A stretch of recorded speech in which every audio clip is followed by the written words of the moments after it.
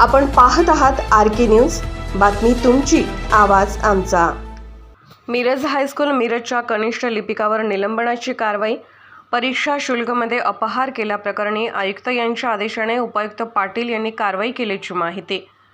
Miraj high school Miraj या महापालिका शाळेत कनिष्ठ लिपिक देवेश लक्ष्मण नलवडे यांनी चित्रकला परीक्षा शुल्क अपहार केल्याप्रकरणी महापालिका आयुक्त सुनील पवार यांच्या आदेशाने उपायुक्त स्मृती पाटील यांनी निलंबनाची कारवाई केल्याची माहिती मिळाली आहे।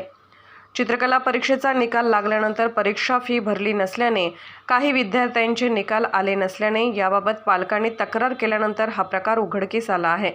कला संचालनालय यांनी आयोजित केलेल्या चित्रकला स्पर्धेचे मिरज हायस्कूल मिरज या ठिकाणी परीक्षा केंद्र देण्यात आले होते। या परीक्षेची फी मिरज हायस्कूल मिरज येथे संकलित करून कला संचालनालय येथे भरण्यात आली होती। 795 पैकी 338 विद्यार्थ्यांचे निकाल कला संचालनालय विभागाने राखून ठेवले होते। याबाबत पालकांनी पैसे भरले असूनही अद्याप निकाल मिळाला नसल्याची तक्रार महापालिका प्रशासनाकडे केल्यानंतर हा अपहार उघडकीस आला।